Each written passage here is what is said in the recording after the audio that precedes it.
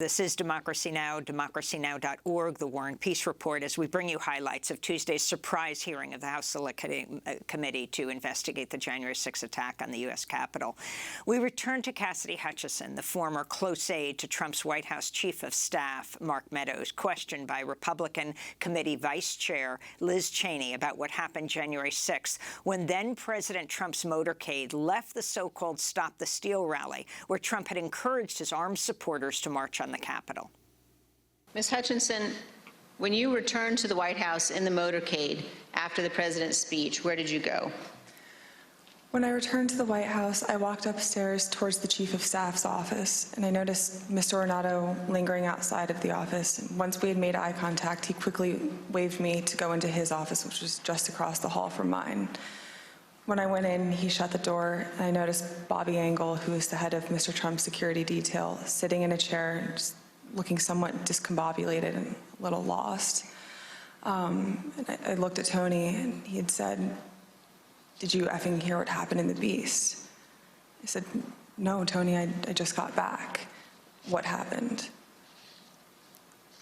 Tony proceeded to tell me that when the president got in the Beast, he was under the impression from Mr. Meadows that the off-the-record movement to the Capitol was still possible and likely to happen, but that Bobby had more information.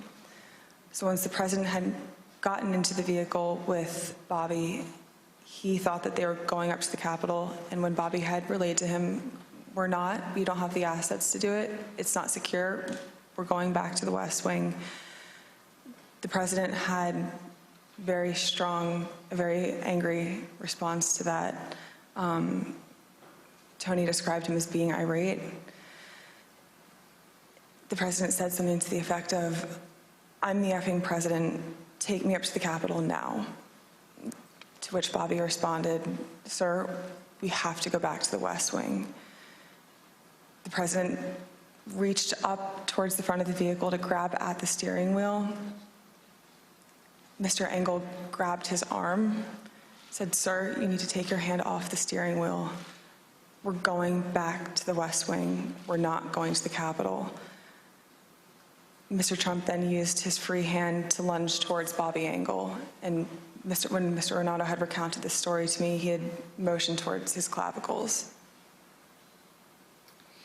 And was Mr. Engel in the room as Mr. Ornato told you this story? He was. Did Mr. Engel correct or disagree with any part of the story from Mr. Ornato? Mr. Engel did not correct or disagree with any part of the story. Did Mr. Engel or Mr. Ornato ever after that tell you that what Mr. Ornato had just said was untrue?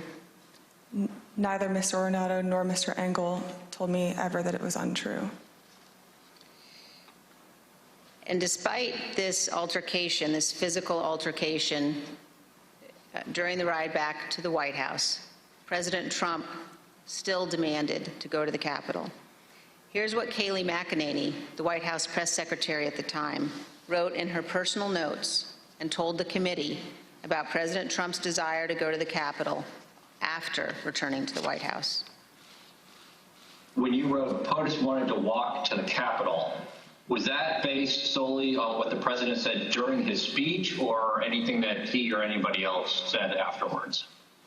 So to the best of my recollection, I believe when we got back to the White House, he said he wanted to physically walk with the marchers, and according to my notes, he then said he'd be fine with just riding the Beast. But to the best of my recollection, he wanted to be a part of the march in some fashion.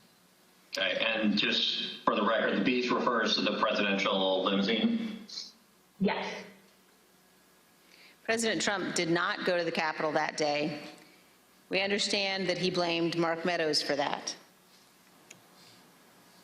So prior to leaving the rally site, when he got off the stage and everybody was making the movement back to the motorcade, I had overheard Mr. Meadows say to him then, as I had prior to Mr. Trump taking the stage that morning, that he was still working on getting an off-the-record movement to the Capitol. So when Mr. Trump took the stage, he was under the impression by Mr. Meadows that it was still possible. So when he got off the stage, I had relayed to Mr. Meadows that I had another conversation with Tony. The movement was still not possible. Mr. Meadows said, okay.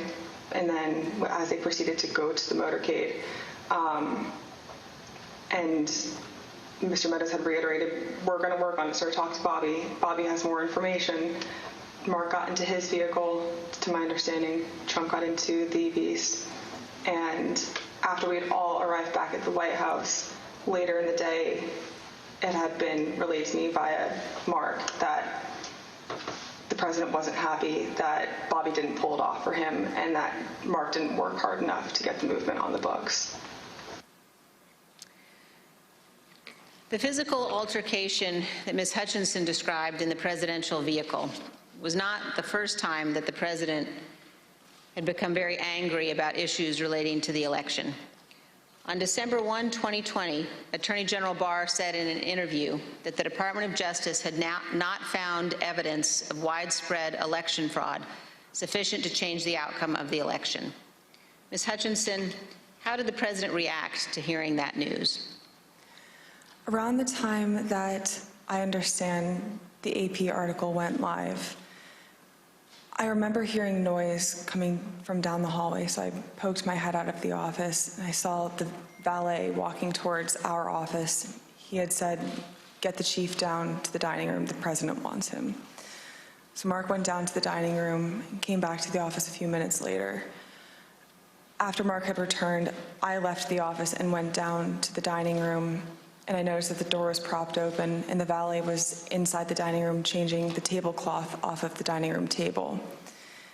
He motioned for me to come in and then pointed towards the front of the room near the fireplace mantle and the TV, where I first noticed there was ketchup dripping down the wall and there was a shattered porcelain plate on the floor. The valet had articulated that the president was extremely angry at the Attorney General's AP interview and had thrown his lunch against the wall, which was causing them to have to clean up. So I grabbed a towel and started wiping the ketchup off of the wall to help the valet out. And he said something to the effect of, he's really ticked off about this. I would stay clear of him for right now. He's really, really ticked off about this right now. And Ms. Hutchinson, was this the only instance that you are aware of where the president threw dishes? It's not. And are there other instances in the dining room that you recall where he expressed his anger? There were several times throughout my tenure with the Chief of Staff that I was aware of him either throwing dishes or flipping the tablecloth to let all the contents of the table go onto the floor and likely break or go everywhere. And Ms. Hutchinson, Attorney General Barr described to the committee the president's angry reaction when he finally met with President Trump. Let's listen. And I said, look, I know that you're dissatisfied with me, and I'm glad to offer my resignation. And he pounded the table very hard. Everyone sort of jumped, and he said, accept it.